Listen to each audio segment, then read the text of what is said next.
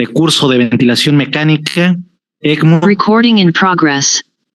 Y soporte renal crítico, pues está llegando a su fin en este su último día. Vamos a iniciar actividades con el doctor Arturo Garza de la Maza, que es tiene la especialidad en terapia intensiva cardiovascular y es especialista en ECMO. El día de hoy pues vamos a iniciar las actividades con la plática complicaciones en ECMO. Vamos a darle un fuerte aplauso y vamos a iniciar. Doctor. Muchas gracias, doctor, muy amable. Muy bien, entiendo que es sábado y es complicado, pero es un gran esfuerzo el que estamos haciendo todos aquí. Para mí es un gusto estar con todos ustedes y para respetar los horarios y irnos correteados, pues vamos a empezar con este tema que es complicaciones en ECMO. Ayer vieron mucha teoría respecto a todas las maravillas que se puede hacer con soportes extracorpóreos, las oportunidades que les podemos dar a los pacientes. Sin embargo, como dicen algunos, no está exento de complicaciones. Son complicaciones severas que pueden poner en jaque la guardia, pueden tener ciertos descuidos y el paciente, de tener un buen desenlace, se nos acaba el camino con él. Entonces todo depende mucho de qué tan habitualizados estemos con los soportes extracorpóreos. Creo que ahora todo el mundo habla de ECMO y me parece correcto. En un inicio, cuando el Prisma empezó, eran muy poquitas personas y hasta le llamaban pues la máquina de la muerte, ¿no? La ventilación mecánica en un inicio muy poquitas personas lo utilizaban y ahora ya todos. El ECMO será parte de los aparatos comunes en la terapia intensiva y en esta generación tenemos toda la obligación de aprender a usarlos para indicarlo de manera correcta. El mejor escenario que pueda haber es esta frase, ¿no? Esta frase me gusta exagerado. Todo sufrimiento durante una crisis se debe a una mala planeación en tiempos de paz. Una buena planeación en tiempos de paz es lo que estamos haciendo ahorita, ¿no? Enseñando, aprendiendo, retroalimentándonos para cuando llegue la crisis poder resolver los problemas, ¿no? Declaro que no existe ningún conflicto de interés. Como el ISOL, el 99.9% de las pláticas son por amor al arte, no están financiadas por la industria. Aquí me voy a quitar esto para que se puedan sentar.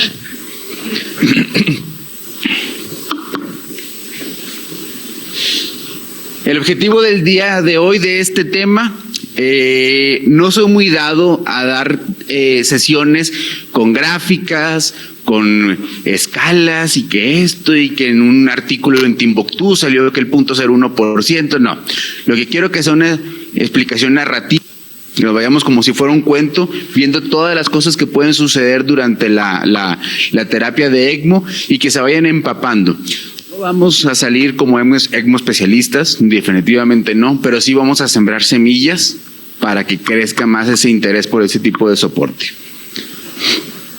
Yo creo que esta va a ser la diapo más importante de la sesión, aparte de la más importante se va a repetir y está muy bonita porque te marca más o menos como una línea de tiempo de todos los problemas o las complicaciones que podemos tener a corto plazo, mediano plazo y largo plazo, ¿ok? El conocimiento para resolver crisis es muy limitado.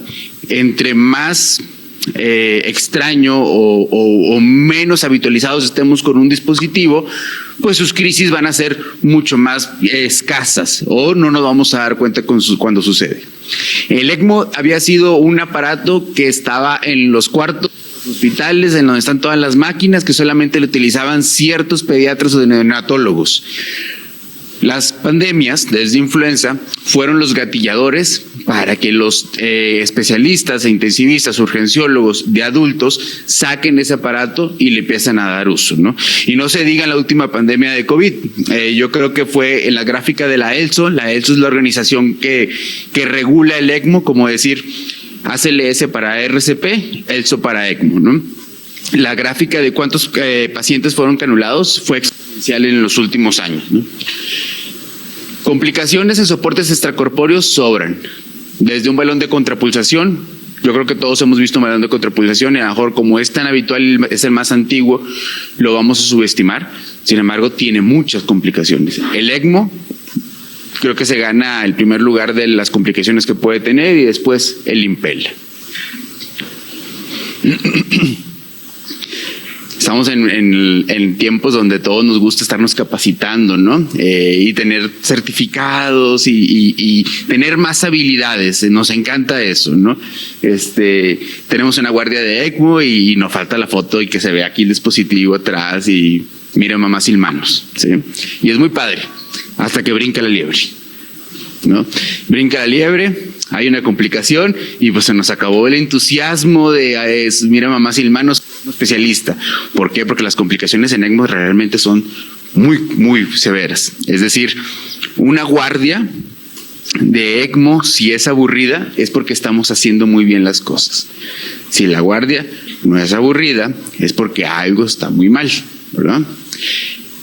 La capacitación para poder resolver complicaciones no es de cursos de 2 días, no es de leer poquito y no tener la experiencia, ¿no? Viajar y tomar cursos por aquí y por acá es bueno, sí, pero no nos convierte en especialistas. Hay que tener mucho cuidado con eso. Hay que tener una formación más apegada y buscar diplomados que te puedan fortalecer para poder hacer ese tipo de terapias, ¿no? Y eso es muy dado, porque hemos visto personas que ya traen el papel, se denominan ECMO especialistas, los invitas a un caso y te das cuenta que está muy corto. ¿Cómo se logra esto? Como un piloto. Entre más horas volando, más experto se hace. Entre más pases a un lado de un paciente con ECMO, más experto te vas haciendo con el tiempo, ¿no? Pero no se trata solamente de irte a sentar, esperar a que pase el turno, tomarte la foto, decirte hashtag soy ECMO especialista y ya. No, es estar pegado con él, analizando una y otra vez hasta que empiezas a identificar ciertos parámetros como la ventilación mecánica que van a ir sucediendo y tú puedes adelantarte, predisponer una complicación. Ya sea venovenoso o venoarterial, podemos tener sangrado, crisis hipertensivas, crisis de hipotensión, chattering, que chattering es la cánula de extracción, donde sale la sangre, empieza a moverse y está tiemble, entonces pueden ser varias cosas que ahorita vamos a ver. Pérdida de flujo, como ayer con el cerdito, que cuando lo canulamos, hubo un momento que hubo pérdida de flujo, no sé si se acuerdan, y cayó la presión, ¿sí? Crisis de saturación o crisis hipóxicas, que el ECMO esté recirculando, y eso solamente puede suceder ¿en cuál? ¿En venoveno o venoarterial? Venoveno, exactamente, muy bien. Síndrome de norte-sur, o mejor conocido en el ambiente artístico como arlequín, ¿sí? Y hipotermia, y lo peor, fallas de bomba, cavitación, ruptura de circuito y decanulación. Muchas personas confunden cavitación con chattering, y siendo expertos, ¿ok? Chattering es cuando vibra, cavitación no es que se mueva, cavitación es que la presión de extracción es tan alta, la cánula de extracción, que es circular, se oblitera, aumenta mucho la presión y literal, sale el oxígeno, salen las burbujas de los componentes eritrocitarios, ¿ok? Y se forma una burbuja muy grande. Eso es una cavitación. La selección del paciente es lo principal. Un buen paciente, unas buenas cánulas y bien posicionadas va a garantizar que la mayor parte del soporte sea bueno. Pero si seleccionamos mal un paciente, ya empezamos con el pie izquierdo. Y eso es muy, muy, muy importante. Evitar la canulación en situaciones premortem. Y esto estamos hablando de fuera de SPR. Y aún así en SPR tenemos que, y vamos a hablar ahorita de SPR, tenemos que ser bien precisos de no sobrecanular pacientes. Historias de ultratumba sobran. Pacientes que tenían muerte cerebral y fueron canulados, hay muchos. Pacientes que estaban en choque profundo, ya con falla multiorgánica, y fueron canulados y no llegaron a nada, también sobran esos ejemplos, pero también pacientes muy, muy, muy graves y salieron adelante. Entonces, es ese feeling que se va desarrollando con el paso del tiempo, donde vas seleccionando qué paciente sí y qué paciente no. El primer dilema contra el tiempo. Y pongo el César, porque en el peor momento de la pandemia tuvo un auge el ECMO, pero las máquinas y las membranas eran pues escasas. El peor momento de la pandemia me agarró en Ciudad de México y hicieron un reportaje y un reportero utilizó la palabra la máquina mágica que salva pacientes. No sé si te acuerdas. Eso fue muy catastrófico para nosotros porque empezamos a recibir llamadas de muchas personas. Entonces, imagínate escuchar por teléfono a alguien llorando diciéndote que por favor lleven la máquina mágica a tal lugar. Y no puedes seleccionar a todos y no debes de canular a todos y debes de seleccionar bien a los pacientes. Entonces te sentías como ya estabas cansado de eso, de quién sí y quién no. Era algo sumamente desgastante y eso es importante porque si no, o sea, hay una sobrecanulación exagerada y con malos resultados. Afortunadamente, para algunas cosas tenemos los criterios y está el criterio César. Son artículos que se han desarrollado en el transcurso de los años y se han sido modificados, sobre todo para ECMO venovenoso. Un paciente saturando menos de 90%, confío al 90% durante 12 horas o más y ya un intensivista o un experto en ventilación mecánica determinó que la estrategia ventilatoria que tiene es la óptima y no hay manera de mejorarlo, canular. Un pH debajo de 7.20 de causa respiratoria o metabólica y ya se utilizaron todas las estrategias para mejorarlo, canular. También está el criterio consenso francés. Los franceses son muy buenos, de hecho en enero van a estar dos de ellos en la ciudad de Monterrey, no sé si les comenté ya el doctor Uriel y el doctor Monares, ¿no? ¿Sí? Entonces, si no, al ratito les pasamos la foto. Van a estar en Monterrey, son el doctor Elaine Combs, creo que es la persona con mayor experiencia en ECMO a nivel global, ¿no? Y ahí va a estar con nosotros para darnos y retroalimentarnos. Y cuando hablamos de consenso francés, pues ponemos la ambulancia que ellos empezaron a hacer ECMO prehospitalario, ¿no? Aquí en esta ambulancia hay un intensivista, un urgenciólogo, un perfusionista, un cirujano cardiovascular y se arrancan donde haya algún caso, ¿no? Y también tienen sus criterios. PaOFI2, menor de 50, confío al 100% durante más de 3 horas. Cuando empecé a hacer ECMO en el 2016-17, teníamos ese switch de que, a ver, mañana vemos cómo amanece. Y luego, bueno, mejoró un poquito, mañana vemos, mañana, y así nos íbamos, y luego llegamos el día 7, 8, pues ya no mejoró mucho, ahora sí vamos a hablar de ECMO, ¿no? Y ya habíamos perdido una muy buena ventana, entonces ya no significa tener que esperarte a los 7 días o a los 10 días, sino cuánto tiempo tiene, y ya con 3 horas, que ya se hizo una buena estrategia ventilatoria y no mejora, puede ser suficiente desde el primer día de la ventilación mecánica, ya te puedes dar cuenta quién se puede beneficiar de un soporte extracorpóreo de manera más inmediata. PaOFI2 menor a 80, confío al 100 durante 6 horas y un pH 720 durante más de 6 horas. Y pues también están los criterios que son similares de la ELSO, ¿no? Ellos se estratifican de una manera, si se fijan, todos se parecen al final del día. Era más aquí, de repente, pues bueno, por alguna razón todavía utilizan el score de Murray, pero pues no es lo ideal. ¿Ok? PaOFI2 menor de 150, confío el 90 por 6 horas, menor de 80, confío el 90 por 3 horas. Un CO2 arriba de 80, porque también puede ser por hipercapnia, ¿no? Hay indicaciones por hipoxemia o hipercapnia. Y el score de Murray de 2 a 4 puntos. Lo que hoy decimos en ECMO, mañana quién sabe. Es algo de lo que más te sientes hasta absurdo, porque hace 3 años peleabas por algo que hoy las guías te dicen, pues no, ahora ya no es, ¿no? Si algo es muy dinámico, es el desarrollo de los consensos de los soportes extracorpóreos. ¿Por qué? Porque es relativamente nuevo.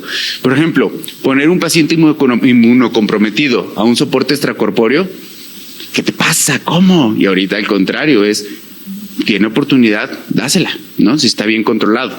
Obesidad mórbida, al paciente con sobrepeso le sacabas la vuelta, ¿no? Y ahora no, ahora se considera un factor protector.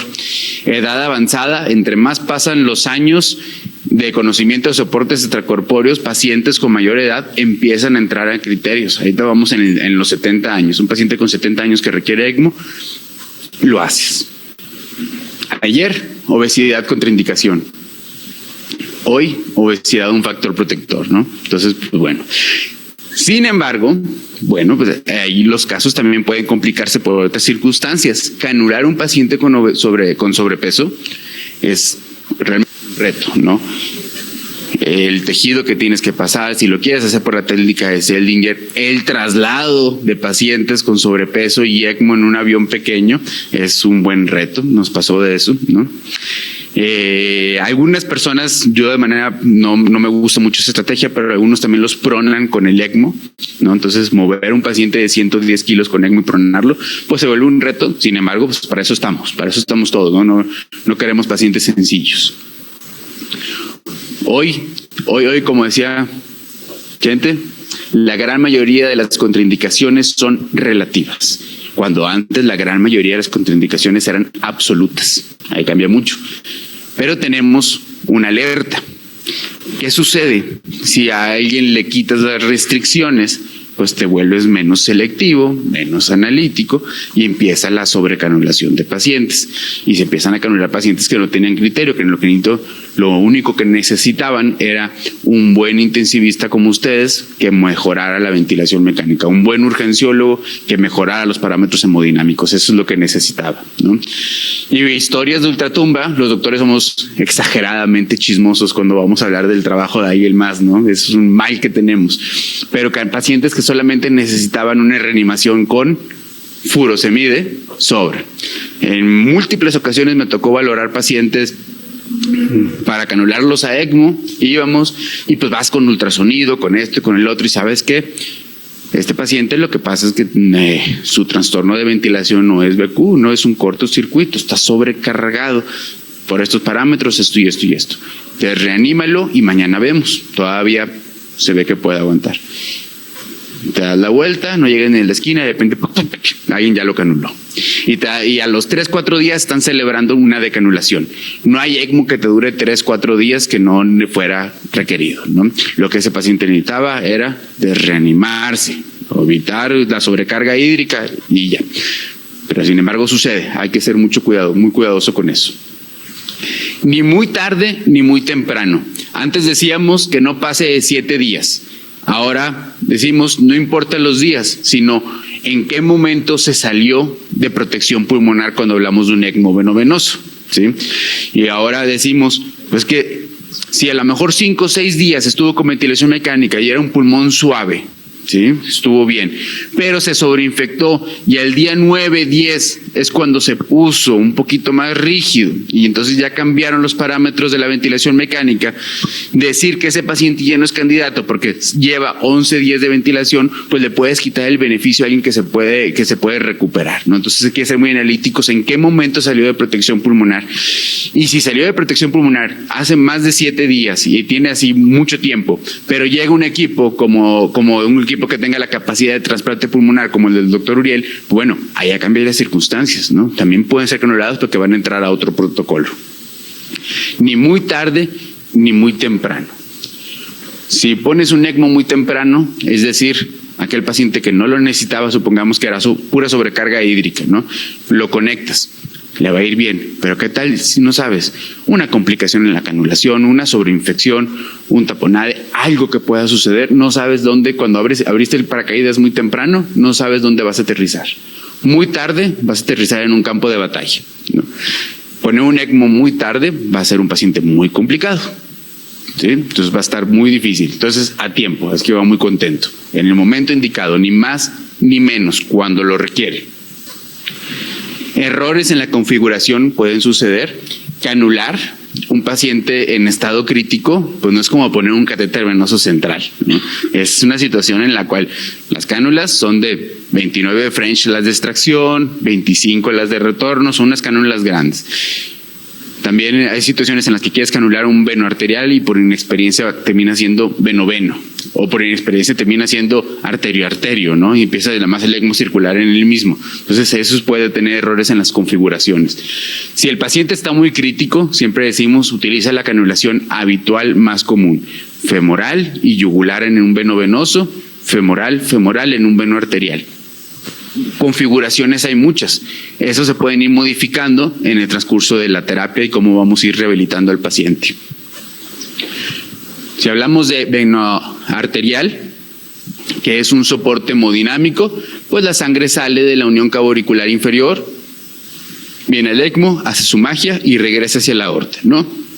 Esto es un periférico, un veno arterial periférico. Si hablamos de un veno venoso, pues la sangre, hay una extracción en la unión cabo-auricular inferior y regresa a la cabo-auricular superior, ¿no? Y eso es puro soporte respiratorio. ECMO venovenoso no proporciona apoyo hemodinámico directo, ¿ok? Por lo que se requiere una evaluación de las condiciones hemodinámicas y la función cardíaca antes de la canulación. Es decir, te hablan para canular un paciente para soporte respiratorio, pero lo ves ahí con vasopresores y un poquito de inotrópico, y dices tú, ¿qué estará sucediendo? ¿Sí? Puede ser que ese paciente, y alguien puede llegar a pensar, pon el ECMO venoveno para que mejore las condiciones hemodinámicas. Puede ser correcto, ¿no? Como hemos platicado en varias ocasiones, ¿cuáles son las 3 causas bioquímicas que condicionan la falla del ventrículo? Hipoxemia, exactamente, hipoxemia, hipercapnia y acidosis, ¿ok? Esos 3 parámetros hacen complicación del ventrículo, ¿sí? Esos 3 parámetros se pueden resolver con un ECMO venovenoso. La hipoxemia, pues sí, ¿no? Oxigenando, la hipercapnia, sí, porque hacemos gas de barrido, y la acidosis pues va a mejorar obviamente posterior al equilibrio de los gases. Puede ser que entonces ese ventrículo derecho que andaba medio claudicando pues vaya a mejorar un poco y condicione bien, pero puede ser todo lo contrario, ¿ok? Por eso antes de canular un paciente, sí o sí hay que ponerle un ultrasonido en modalidad ecocardiografía crítica, no ecocardiografía de ecocardiografista, crítica. Preguntas dicotómicas, ¿cómo está BI? ¿Cómo está BD? ¿Qué configuración necesita el paciente? Y ese es un ejemplo que no se me olvida. Estábamos en la Ciudad de México en ese entonces y nos hablaron de Querétaro para un ECMO venovenoso. Al llegar y ver la paciente y ver la situación hemodinámica en la que se encuentra, viendo aquí un TAPSE de 12, una presión sistólica pulmonar de 57,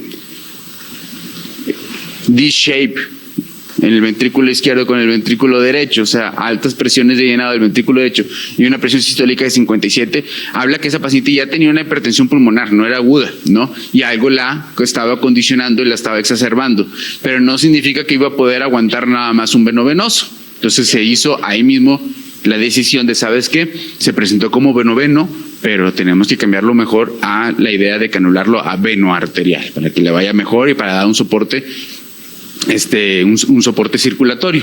Y así fue lo que se hizo y pues le fue bien a la paciente. Entonces la inestabilidad hemodinámica hay que ver si es estructural, pues ya la falla del ventrículo es estructural, o es bioquímica, como hipercapnia, acidosis e hipoxemia. La canulación es el punto clave más importante. Puede haber de todo tipo de complicaciones. Disecciones aórticas, fístulas arteriovenosas, hemorragias retroperitoneales, trombosis, isquemia. Subes la cánula y con la emoción del deporte y el tiempo, y rápido te vas hacia el ventrículo derecho, sigues avanzando, esa cánula tiene un pico, hace una lesión mecánica, hacen tamponades, ¿no? Me tocó estar en un tamponado y fue alguna situación horrible. Luego pues la cánula es inmensamente grande, ¿no? Nunca había visto que se me acabara la batería de un Lucas, ¿no? El Lucas es el que está haciendo las compresiones. Es una situación que no la resuelves, ¿no? Neumotórax, entre otros. Por eso, cuando se canula, se exagera, ¿sí? En este caso estábamos en Ciudad de México, nos hablaron de Colima, y aquí está un intensivista, aquí estoy yo y aquí está un cirujano cardiovascular. Somos como los Arturitos de los pilotos, ¿no? Como si el cirujano fuera el piloto. Tenemos que guiarlo y hacer los cambios técnicos para que él pueda hacer bien las cosas. ¿Y cómo? ¿Qué digo exagerar? Porque tenemos un ultrasonido para transtorácico, un ultrasonido para los accesos y también le pusimos el ultrasonido transesofágico. para poder ver la cánula cuando va subiendo y decirle detente, sigue avanzando, ahí está bien, ahí quédate, ¿no? Y que se haga con mucho mayor seguridad el procedimiento. Juliana, silenciar. Todos den las gracias a Juliana. Los puntos clave. Las complicaciones de la canulación son como las de un catéter venoso central, pero 1000 veces más fuertes, más grandes, más catastróficas, ¿sí? Alto riesgo de hematoma retroperitoneal si canulas muy alto. No avanzar nunca las cánulas a ciegas. Siempre mínimo un transtorácico en la ventana subsifoidea. Y ahí podemos ver muy bien. Todo mundo cuando empieza a hablar de ultrasonido, ¿qué es lo primero que empieza a aprender a evaluar? Vena cava, ¿no? Los vena cava lovers, que tomamos decisiones con la pura vena cava. Entonces ya estamos muy habitualizados a poder ver en un subsifoideo y ahí se ve la cánula cuando va avanzando. Y dices tú, bueno, ahí quédate en la unión cabo-auricular inferior. En ECMO veno-veno, la femoral derecha. Si hablamos como carreteras, la femoral derecha tiene una dirección mucho más directa que la femoral izquierda. La femoral izquierda tiene diferentes cambios en el trayecto y la cánula puede tener discretos movimientos o irse por donde no debería, ¿no? Entonces siempre femoral derecha. Si es un ECMO venoarterial, primero canulamos ¿qué? ¿La arteria o la vena? Imagínense que aquí me van a canular a mí y las dos cánulas van a estar de este lado. ¿Ok? ¿Qué pasaría si le pican primero la arteria, pero luego se movieron y empieza a sangrar? ¿Qué va a pasar con la vena? Se va a hacer un hematoma y va a comprimir la vena y ya no la vamos a poder encontrar. Entonces siempre se asegura primero la vena y ya que está asegurada la vena te vas a la arteria, ¿sí? Y obviamente no podemos ser nada apáticos ante una complicación. Tenemos que ser muy rápidos en el manejo. La ventilación mecánica, pues lo que buscamos con el ECMO es que ese poder de ventilador mecánico lo dejes relajado, ¿no? Yo creo que si les recuerdo la época de la pandemia que tuvieron también ustedes, entraban a la terapia intensiva o a la sala de urgencias donde estuvieran y escuchaban los ventiladores. Nada más de acercarte, ¿no? Ya sabías qué paciente tenía el pulmón duro solamente de escuchar el ventilador. Dice, y hasta había los circuitos donde ya sus pulmones estaban bien duros. Era algo, hacíamos, como decía el doctor Monares, era un trash de solamente escuchar. Estuvimos en el Centro City Banamex y eran 50 ventiladores, 60 ventiladores, y nada más veías cómo los circuitos se movían muy fuerte, ¿no? Eran pulmones ya muy duros. Lo que buscas con el ECMO es relajar las presiones del ventilador para darle tiempo a una recuperación, ¿no? Y ventilación mecánica no protectora, sino ultra protectora. Te vas a 2 a 4 mililitros por kilo, una FR mínima necesaria para bajar el poder mecánico lo más que se pueda, PIP de 10 a 12. Si el paciente lo canulaste con un PIP de 15, no significa que luego ya te bajes a 10, ¿no? Esto es gradual, poco a poco para evitar ateletraumas. Las fiorreducción y broncoscopías. Aquí pues entre los maestros también tienen pleitos de qué mejor estrategia de ventilación mecánica, ¿no? Ya saben, el doctor Uriel, el doctor Munares, así. Pero vean cómo está este ventilador. Literal está en apnea, está en APRV y vean un movimiento cada 3, 4, 6 segundos, ¿no? Y este era un paciente que le fue muy bien, ¿no? Dejamos el pulmón quieto en apnea para que se relaje, en lo que el ECMO se encargaba de hacer, ¿qué? Su magia. No trata, da soporte, nos da tiempo a mejorar otras cosas. El ECMO no es, como dijeron en ese reportaje, una máquina mágica, más bien es una máquina que nos da tiempo y brinda soporte para poder recuperar el pulmón. Hay estrategias conocidas de pulmón abierto y pulmón cerrado, ¿sí? A mí me gusta más dejarlo en bajos volúmenes, FR muy baja, con un PIP de 8 a 10 y así se queda abierto. Si el PIP estaba canulado en 15, te vas un PIP cada 2 horas, poco a poco, hasta que lo vas relajando. No hay prisa. Horrible, se siente muy gacho esto. Cuando canulas un paciente, seguramente va a tener un CO2 de ¿cuánto? 80, 90, 110, quién sabe, va a estar siempre alto, ¿no? Cuando es un soporte venovenoso. Y nosotros tenemos 3 botones en el ECMO. ¿Se acuerdan ayer que dijimos? Es una máquina tan compleja, pero solamente puedes modificar 3 parámetros: fío, gas de barrido y revoluciones. Y como tenemos a veces sesgos de inmediatez, ves el paciente que a lo mejor te toca recibir el turno cuando hace 3 horas lo que anularon y ves una gasometría con un CO2 de 80 y dices, pero ¿por qué si ya tiene ECMO? ¿No? Y subes el gas de barrido y lo subes, no sé, X números de litros. Haces un barrido del CO2, haces una reducción importante y ¿qué va a pasar con la vasculatura cerebral? Vasoconstricción, ¿verdad? Se van a cerrar las arterias. Este paciente, ¿qué fármaco se le puso en dosis de carga y seguramente lo tiene en mantenimiento? Anticoagulación. Exactamente. Entonces sangran los pacientes. Si tiene días con un CO2 de 110, llévatelo despacito, 3, 4 días para llegar a un CO2 normal, ¿no? O a 1 litro. Siempre que se canula un paciente, dejas el gas de barrido a 1 litro, medio litro. No hay prisa por el CO2. Si así ha tolerado y ha tenido cierta compensación, no querramos que, porque ya tiene ECMO, en las primeras pocas horas, querer tener una gasometría perfecta. No hay prisa por eso, porque si no, nos vamos a quedar sin paciente. Complicaciones diversas, sangrados, trombosis, entradas de aire, sangrados gastrointestinales, hemotórax. Ayer estábamos platicando del hemotórax. Si tienes un paciente en ECMO venoso con un hemotórax menor, como lo vieron en el modelo biológico, ¿se debe resolver o no se debe resolver el hemotórax? Dependiendo de la situación. Si es un veno y es en hemotórax, está haciendo condición hemodinámica, pues definitivamente sí. Si es un veno arterial y es hemotórax, está haciendo un poco de condición hemodinámica, pero tiene un soporte circulatorio que lo está compensando, esperamos. Si ese neumotórax en un ECMO veno es menor, ahí lo dejamos ser. Como quiera, el pulmón va a estar en mínimo poder, ¿no? Poner una sonda en tórax en un paciente con ECMO venoso puede ser una muy buena complicación para que por ahí tengamos muchos problemas y el paciente sangre y sangre y sangre y sangre. Y luego empezamos con el problema de, ¿le quito la anticoagulación? Claro que sí. Cuando empezamos a hacer ECMO, hacerla sin anticoagulación era algo como, ¿cómo se te ocurre? Vamos a perder la membrana. Ahorita ya conocemos que hay diferentes estrategias como acelerar el flujo para que no se trombose la membrana. 66% de los casos van a tener sangrado. En ECMO, la mayor mortalidad en sangrado que en trombosis, ¿no? Siempre debemos de tener, si hay un paciente en ECMO, definitivamente tenemos que tener banco de sangre y en reserva porque el paciente lo va a requerir. Sí o sí lo va a requerir en algún momento. Cuando hay sangrados importantes a nivel alveolar, pues bueno, pues también puede ser que se hagan trombos en la vía aérea.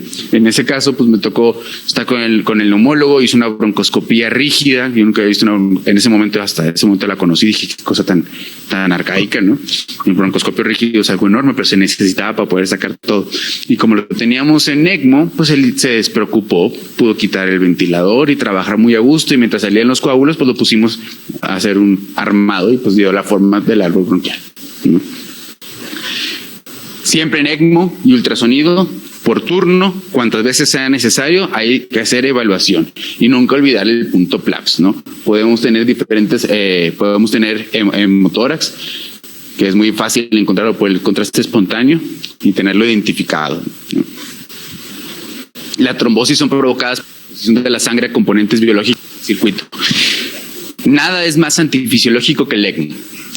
Pero los circuitos cada vez un poquito más amables están revestidos por dentro de ¿qué? De albúmina y heparina. Y así va el eritrocito como si fuera un niño en un juego así de parque con protección, ¿no? Va rebotando y todo, pero aún así hacen hemólisis. Y esas hemólisis y esas lesiones hacen trombosis, ¿no? Sepsis.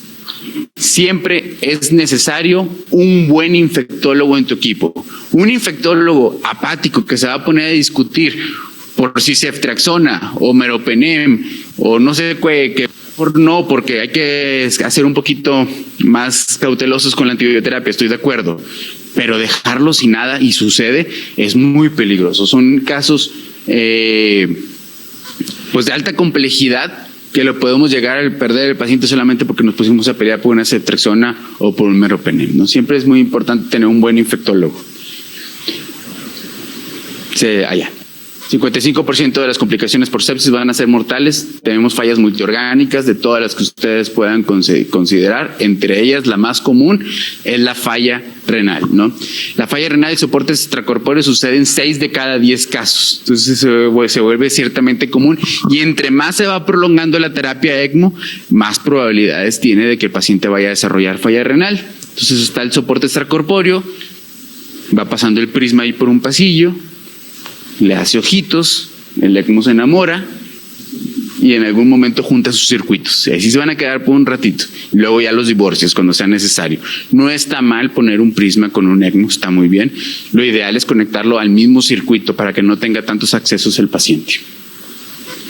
Fallos en los componentes mecánicos, como las emergencias que vimos ayer, que si falla de bomba, que si trombosis, que si entrada de aire, todo falla de energía. Siempre observar cómo hace su magia la sangre desoxigenada y cómo es la sangre oxigenada.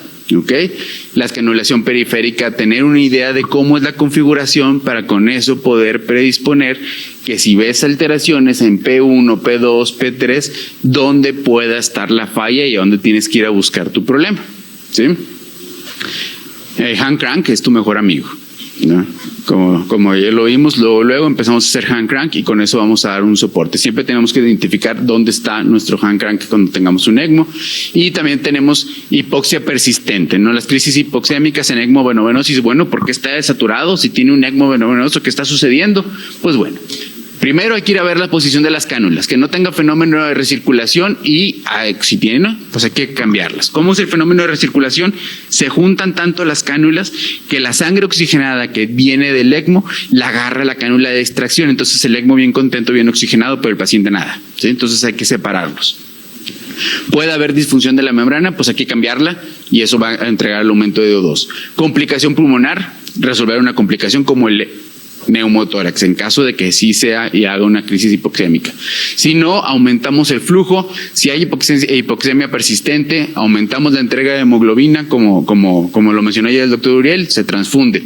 Si no, hacemos un análisis hemodinámico y ya vemos si le hacemos beta bloqueo o hipotermia, o en el peor de las circunstancias, que a mí no me gusta mucho, es el prono en el ECMO, ¿sí? Pero hay que buscarlo resolver. Fenómeno de recirculación, cánulas, es decir, la posición. Hipovolemia severa. Si el paciente tiene un volumen intravascular muy bajo, en lugar de que ese volumen se vaya hacia el ventrículo derecho, el que está aquí, va a agarrar directamente hacia la cánula de extracción. Tamponade. Si se hace un tamponade, pues no va a tener precargas del ventrículo derecho disminuidas. Y si no puede el ventrículo derecho recibir sangre, pues va a decir la sangre, pues me voy por la cánula de extracción. Entonces va a regresar. O neumotórax, atención. Este artículo está muy padre y es de 2019, ya tiene tiempo, ¿no? Aquí vemos en un ejemplo del ECMO venovenoso cómo es. Sale la sangre, viene por supresión de extracción negativa, llega a la bomba centrífuga, esto es P1, esto ya se convierte en P2, P2 es entre la bomba y el oxigenador, llega el oxigenador, hace su magia por las membranas de las fibras de polimetilpenteno, aquí conectas el gas de barrido, gas de barrido, se oxigena la sangre y regresa directamente a la unión cabo-auricular superior hacia el ventrículo derecho. Complicaciones de ECMO de mucha duración, a veces no sé por qué, bueno, es decir, ese es el ECMO más largo de tal ciudad, de tal lugar, así, pues sí, pero ¿a dónde hemos llegado con ese paciente, no? Porque también se vuelve todos los días de decirle a los familiares, por un año, ahí va, ahora se infectó, ahora esto, ahora necesita un cambio de cánula, ahora necesita esta configuración y ahora sale otra vez otra infección y le vamos a cambiar esto. Por un año se vuelve muy fatigante para el equipo, ¿no? Pero así sucede. Y lo peor, la relación médico-paciente, y digo médico-paciente porque son pacientes canulados que ya los despiertas y ya te empiezan a cuestionar, ¿no? A preguntar sobre su pronóstico y qué vamos a hacer con él. Entonces, todos los días decirles estar con ellos, llega un momento donde la relación médico-paciente o médico-familiares, es en el pase de visita cuando hablas con ellos, pues ya estás en el paredón de fusilamiento, porque no has podido resolver algunas cosas. Complicaciones del winning, así como la ventilación mecánica, el ECMO también tiene winning y bueno, pues tenemos que tener mucho cuidado. Siempre lo veo de esta manera. Es como si el paciente fuera una nave y los soportes mecánicos son sus propulsores. Los propulsores llevan la nave a un punto de seguridad donde se pueden separar, ¿verdad? pero puede ser que no se separe en un momento adecuado y sea una catástrofe. ¿Por cuánto tiempo dura el weaning? 12 a 24 horas. Si el paciente te da una ventana de decir, quítame el ECMO, y dices, mejor me voy a esperar 2-3 días más porque puedo ser que mejore un poquito, algo malo va a suceder, ¿no? Siempre que el paciente diga, ya no lo necesito, en ese momento se retira el ECMO y puede ser de 12 a 24 horas. Pero si no somos cautelosos, como la nave del Discovery o el Challenger, pues si quitamos sus propulsores antes o después de tiempo, pues va a ser una catástrofe. Siempre tener mucho cuidado cuando los retiramos. Y lo más importante, eso es a modo de campaña personal. Canulamos el paciente y todo.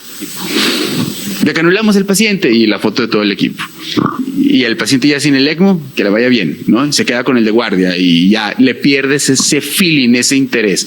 La supervivencia al egreso todavía está con números feos. Ese paciente necesita seguirse guiado, seguir por un equipo multidisciplinario, y te tomas la foto con los brazos cruzados una vez que el paciente está en su casa con la carne asada en su familia, ¿sí? No cuando lo decanulas, todavía sigue un largo camino. Un día en la oficina con soportes extracorpóreos puede ser muy complejo, como en esta foto de una de mis fotos preferidas de alta especialidad. No son casos para una persona, son casos para un equipo multidisciplinario, ¿no? La clave del éxito es equipo de trabajo multidisciplinario, capacitación continua y la selección adecuada del paciente. Y esta es la mejor satisfacción. En su momento no decíamos quién era. Él fue un urgenciólogo de Puebla, ¿no? Cuando ya no teníamos mucha capacidad para poder ofrecer terapias ECMO a mucha gente, tomamos la decisión que fuera doctores que estuvieran en el campo de batalla, por decirlo de alguna manera. Él fue un urgenciólogo que estuvo 67 días y ya me siento ridículo de ver fotos cuando estábamos disfrazados así, ¿no? Pero en ese momento es lo que sabíamos. 67 días en ECMO, en temporada de COVID, fue muy difícil mantenerlo vivo, pero lo mejor es que aquí está y ahorita en este momento ya está trabajando otra vez y ya no necesita oxígeno, ¿no? Ya está haciendo vida normal. Entonces son esos casos que se convierten en amigos. Muchas gracias.